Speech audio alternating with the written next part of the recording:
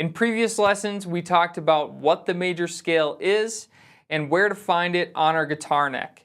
Today, we're going to talk about how we can use that scale to start improvising and soloing using backing tracks.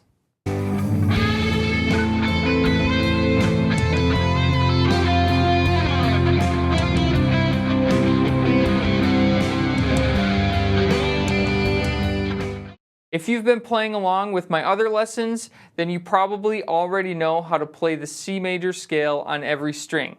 And if not, or if you just need a refresher, I'll link those videos in the description. Practicing your major scale up and down the guitar neck is great, but eventually it might start sounding a little boring, maybe a little stale.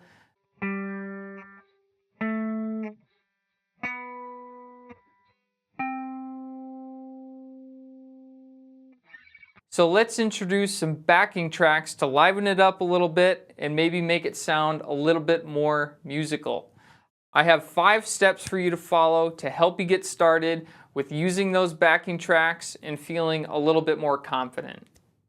Alright, step 1, pick a key. Let's start with C major since it's most likely the most familiar. Step 2, we need to find a backing track. Hop on over to YouTube, type in guitar backing track in C major, and you're going to find hundreds of options. You can find something in just about any genre, so there's something for everybody. Now, if C major sounds a bit too happy for you and you want something that sounds a little bit more moody, you could also search for backing tracks in the key of A minor, since A minor and C major share all the same notes. I did make a backing track in A minor a couple weeks ago. I'll link that in the description as well if you want to use that. Step number 3, pick a string and hit play. Now, I want you to start by using just one string at a time. What this is going to do is it's going to make you focus less on just running up and down the scale and more on being creative. Start using bends and slides, hammer-ons, pull-offs,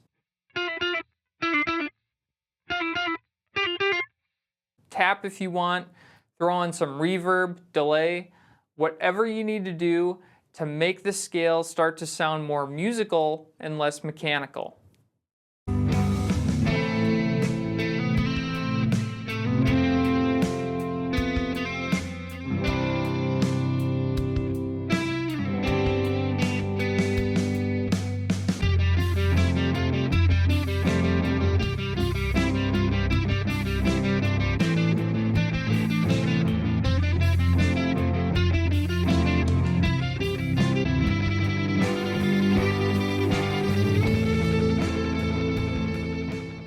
Step number 4 is going to be repeating the backing track one time for each string.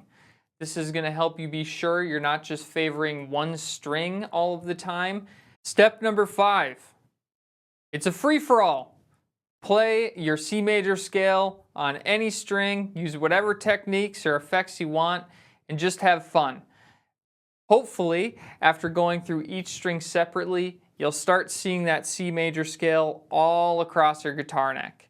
And if you don't right away, that's fine. It really just takes repetition. Let's take a second to review what we just did. Step 1, we chose a key. Step 2, we chose a track. Step 3, we improvised over that track using just one string. Step 4, we repeated the track one time for each string of our guitar. And step 5, we put it all together and we played and improvised using our entire guitar neck. Just remember that the point of doing all of this is to take the tools that we have, like our major scale, and start using them in a way that's more musical.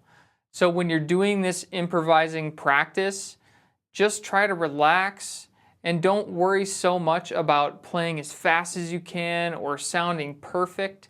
We just want to have fun and start experimenting with different sounds while using those music theory tools. If you enjoyed today's lesson and you'd like to see more like it, please subscribe to the channel. That's all I have for today. Till next time.